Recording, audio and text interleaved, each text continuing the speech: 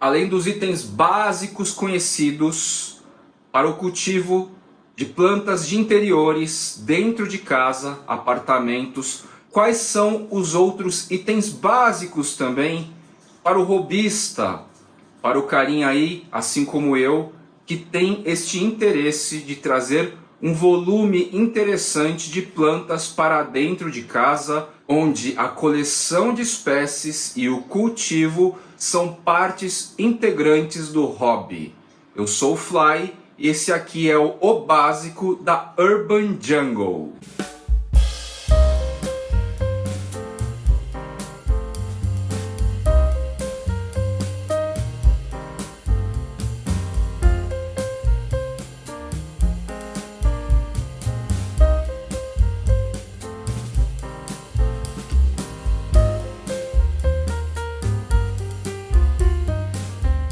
Saudações, queridos plantoides iniciantes ou curiosos a respeito deste universo, deste hobby de coleção de plantas. Sejam bem-vindos e o básico da Urban Jungle aqui no Fly Channel é destinado a você. Um ponto inicial, um conceito para a gente ter em mente: coleção de plantas é um hobby.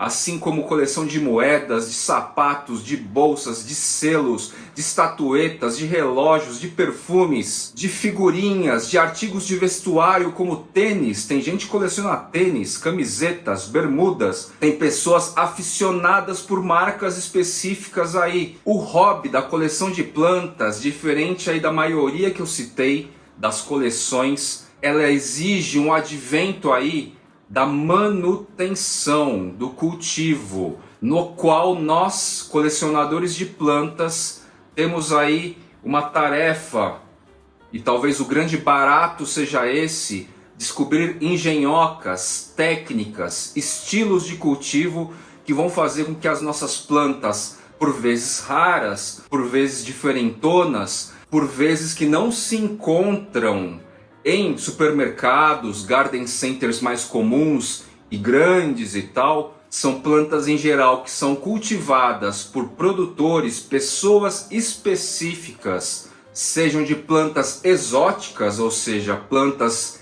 de fora do Brasil, ou plantas nativas. O Brasil é extremamente rico de plantas diferentonas, raras também. Quem conhece em maior ou menor grau o aquarismo sabe aí que a gente é envolto de recursos que vai de substrato, teste de pH, alcalinizadores, acidificantes, filtros dos mais variados, interno, externo, bombas de oxigenação, recursos de liberação de CO2, gás carbônico na água, iluminação low-tech, medium-tech, high-tech, desclorificantes de água, enfim, é uma infinidade de recursos que existem aí neste universo do aquarismo. A gente tem notado, a gente tem construído junto, inclusive, este cenário também amplo e abrangente de recursos, artifícios, ferramentas para que o hobby de cultivo de plantas de coleção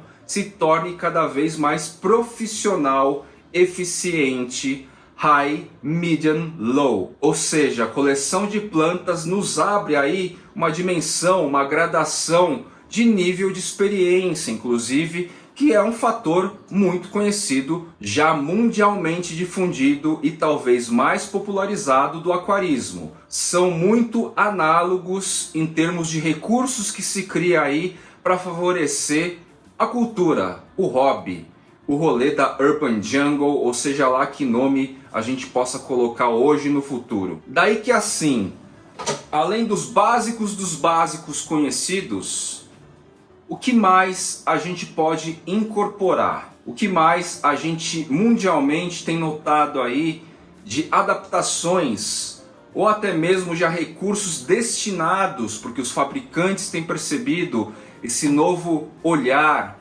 essa nova dimensão particular, fechada, super nichada do hobby de cultivo de plantas de coleção. O primeiro episódio do Fly Channel, número 1, episódio 1, foi basicamente sobre um recurso que muita gente adotou em épocas de pandemia e meio que se instituiu. Hoje, se você der uma busca no Mercado Livre, por exemplo, que é um dos principais shoppings, no qual eu encontro aí utensílios, recursos adaptáveis ou não, é a lâmpada de LED bulbo. Você nota vendedor no Mercado Livre que até então utilizava a lâmpada de LED bulbo para uso em galpões, destinando lá, nomeando, dando título do anúncio da venda da lâmpada como lâmpada para cultivo indoor. Isso foi um movimento aí criado por nós nos últimos anos. Então a gente vai o quê? Conceituando produtos, adaptando e gerando esse tipo de finalidade mais específica, porém de um grupo que vai aí se estabelecendo, vai se enraizando literalmente. Coleção de planta é um rolê que não acaba e já existe há séculos, principalmente na Europa. Aqui está um exemplo, então, embora esse carinha seja pequenininho, normalmente o LED bulbo que eu utilizo aqui é maior do que isso, vou mostrar para vocês. Embora ele seja deste tamanhão, as potências, as características técnicas deste carinha é igual, tá? Só que o que acontece, devido ao tamanho, a abrangência da luz vai ser menor, mas todas as características técnicas são idênticas. Este carinha aqui, deixa eu voltar.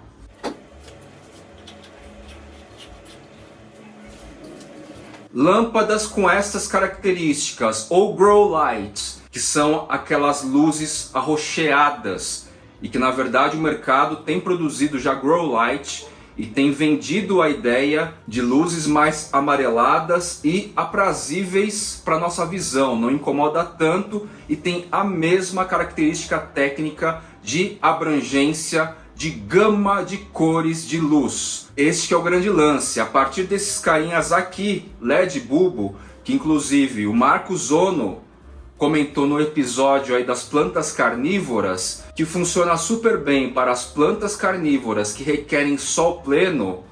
Esses carinhas aqui, eles fazem o que? A simulação do sol a partir dos LED bulbos, que é a grande maioria que vocês notam aqui. Eu só tenho grow light, lâmpadas full spectrum lá nos terrários aquários, como eu já mostrei muitas vezes aqui no Fly Channel também. Então você que está iniciando no básico aí da sua Urban Jungle, no seu cultivo dentro de casa, dentro do apartamento, na sacada, na varanda, entenda que luz artificial pode ser um recurso importante também para a qualidade do seu cultivo. Se você quer entrar neste hobby, tenha no radar a possibilidade de incluir lâmpadas, luz suplementar que traga uma sensação, uma realidade do sol para dentro da sua casinha, tá legal? Daí na hora que você tiver sua luz instalada lá, ou suas luzes, vai ter aqui, tá rolando uma obra aqui perto, de tempos em tempos aí vai ficar um ruído um pouco desagradável. Eu vou tentar minimizar aí na edição, mas tem que seguir o jogo aqui. Então eu estava falando aqui que na hora que você entender que vale a pena sim, investir em luz artificial para suas plantas, automaticamente você vai me perguntar, legal, vou ficar tirando e pondo da tomada, ligando e desligando o interruptor, qual que é a faixa de horário, qual que é a faixa de tempo dessa iluminação? No começo do Fly Channel eu falava para a gente seguir aí mais ou menos a dinâmica do sol, para ficar mais natural possível, certo? Então supondo que hoje o sol nasça às 5 horas da manhã e se ponha às 7 horas aqui em São Paulo, aqui no Sudeste, teoricamente teria que acordar às 5 da manhã, plugar e às 7 da noite desplugar. Porém, complementar esta realidade das luzes suplementares, da luz artificial que simula o sol ou próximo disso dentro da sua casa, você vai trazer o que? Os timers, os temporizadores. Esse aqui é digital apenas, tá? Uma referência. Hoje em dia no mercado a gente já tem essas tomadas com temporizador Você pluga esse cara na tomada principal e pluga o fio da lâmpada aqui. E configura no painel aqui, nos botõezinhos, o horário que liga e o horário que desliga. Se segunda, terça, quarta, quinta e sexta, segunda e quarta, enfim, no caso nosso é todos os dias, de segunda a segunda. E você define hora que liga e hora que desliga. Esse é apenas digital. Como eu estava falando, hoje em dia a gente tem também nessa onda super interessante da automação dentro das nossas casas. Eu adoro tecnologia, automação. Já tinha lâmpadas aqui que ligam e desligam com temporizador automático, com a Siri no caso, muito bacana. Então já tem uns carinhas desses que você pode associar a um aplicativo de automação e regulá-los todos no mesmo horário para ligar, ou seja, ativar a corrente, a passagem de corrente, e desativar a passagem de corrente, para que não só a lâmpada como outros recursos domésticos aí, utensílios, possam também estar vinculados a essa dinâmica de horário. Eu estou substituindo todos esses carinhas aqui pelos carinhas modelo automatização, Bluetooth, Wi-Fi, de conexão direto no aplicativo de celular, onde eu tenho controle full, que tange aí o máximo de tecnologia que a gente pode trazer às nossas casas a partir desta ideia, deste conceito também da automatização. Quem já me segue desde os primórdios do Fly Channel, ou seja, 2020, vocês já sabem que o quê? Que tecnologia, além de plantas, é um assunto que muito me agrada. Então eu vou fazer questão de trazer reviews aqui para vocês desse tipo de aparelho, de lâmpadas também. Estão chegando aí umas lâmpadas novas, diferentonas também para eu apresentar, antes testar e depois apresentar a vocês como alternativas nessa jornada sem fim.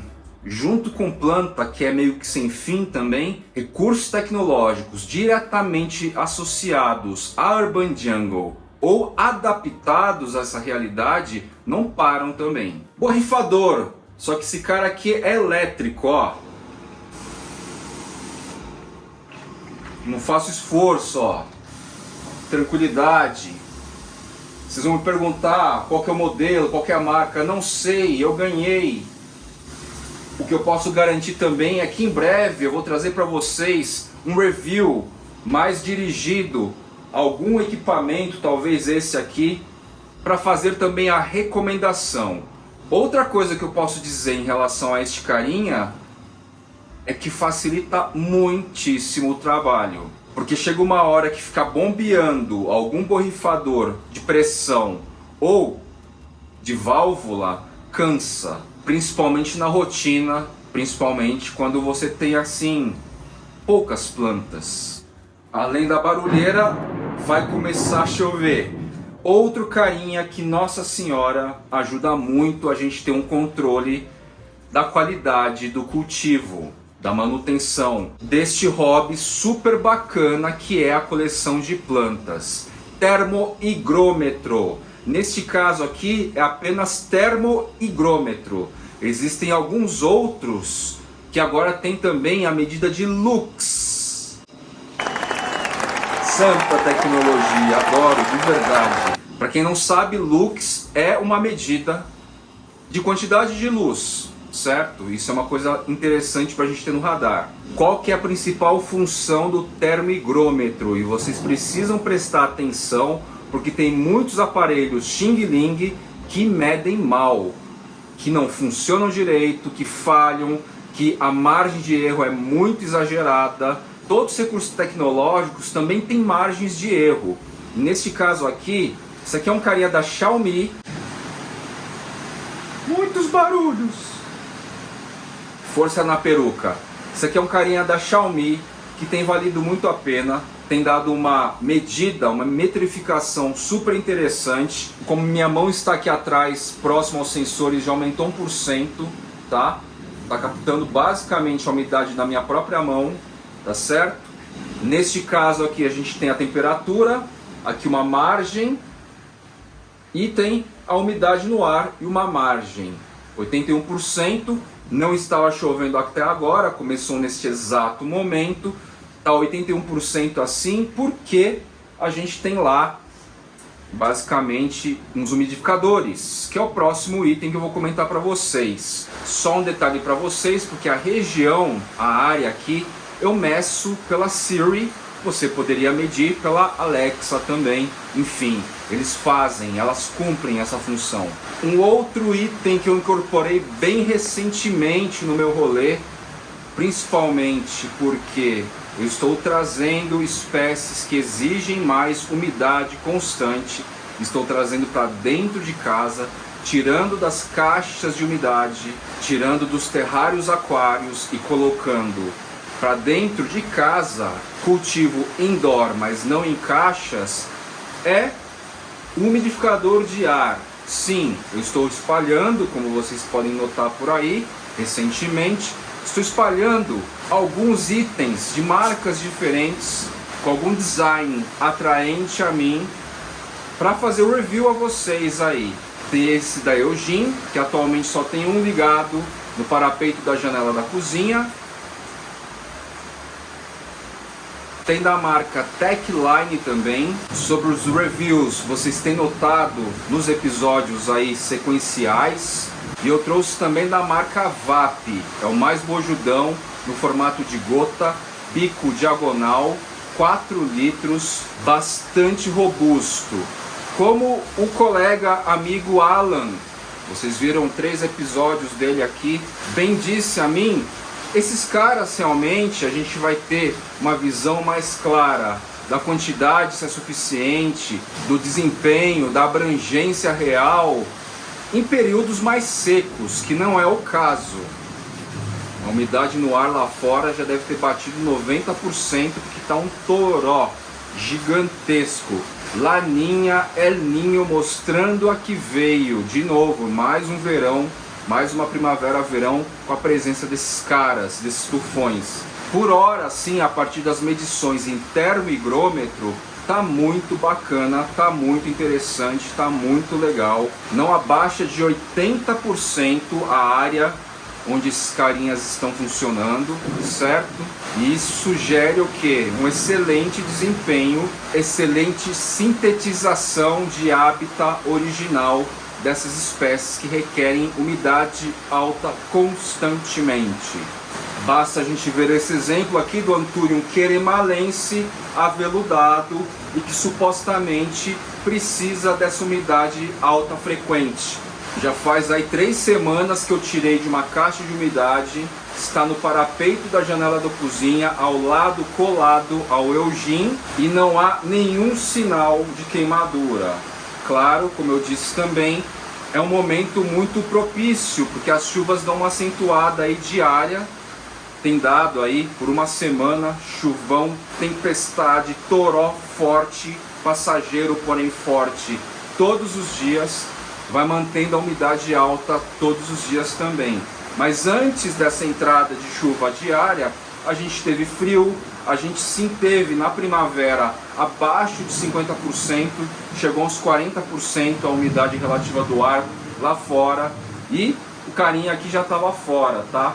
Lembrando que ele está colado ao lado de um dos umidificadores. Então, se você é ingressante ou curioso a respeito desse rolê, da cultura, do hobby, de coleção de plantas dentro de casa principalmente, não estou falando de área externa. Área externa são outras gradações, outras visões, outros recursos. Estão aí alguns utensílios adaptados que eu considero fundamentais se você vai dar vazão, se você vai realmente investir seu... O Tango morre de medo de chuva, ele está nos meus pés aqui e a câmera deu uma balançadinha, o tripé, ele deu uma bundadinha aqui no tripé. Esses então são recursos fundamentais e iniciais, básicos, para que você adquira, invista, pois sim, trata-se de um hobby que lida com ser vivo e muitas das plantas de coleção vão exigir da gente aqui, principalmente de habitantes do Sudeste, São Paulo, falo de São Paulo com mais propriedade, a gente vai precisar desse recurso sim para sintetizar hábitats, contextos, climas mais próximos dos reais, e assim a gente vai ter um desenvolvimento mais ideal. E é bom lembrar os perfeccionistas, que não quer dizer 100% de folhas maravilhosas, deslumbrantes, incríveis e fantásticas. Aí são outros 500 já amplamente falado aqui no Fly Channel, que esse preciosismo de todas as folhas perfeitas é um rolê aí para tratar num outro âmbito. Ser vivo, não tem como a gente ter esse tipo de controle da perfeição, da idealização humana. A gente vai criando um cenário ideal, mas nada impede que as folhas mais antigas, naturalmente, ou até as novas, elas sofram aí alguma queimadurinha.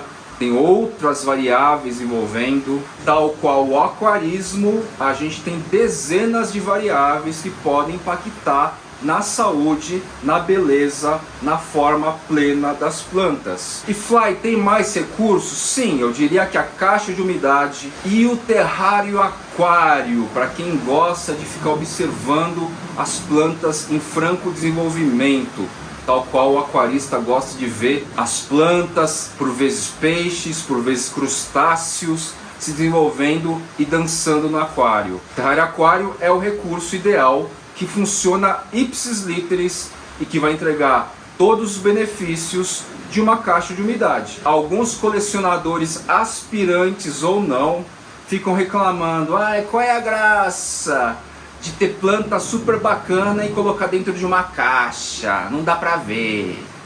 Eu posso alegar com toda sinceridade aqui de colecionador que o Fly é também, que se você deixar lá sua meia dúzia, eu tenho aqui já umas 7 caixas com as plantinhas pequenas, em estágios diferentes, ou porque é muda pequena, ou porque é toco, ou porque está servindo como um hospital, como as caixas de umidade vão manter aquele contexto ideal por longo período, a gente nem precisa mexer por 2 semanas ou mais. Tem caixa aqui que fazia 1 mês que eu não abria. Quando você abre, você é surpreendido, porque as coisas mudaram totalmente em relação ao mês atrás. Então essa surpresa assim de você esquecer, técnica do esquecimento, como eu já falei algumas vezes em outros aspectos, se você esquece lá a caixa, que naturalmente mantém todos os recursos necessários, e você abre lá para fazer uma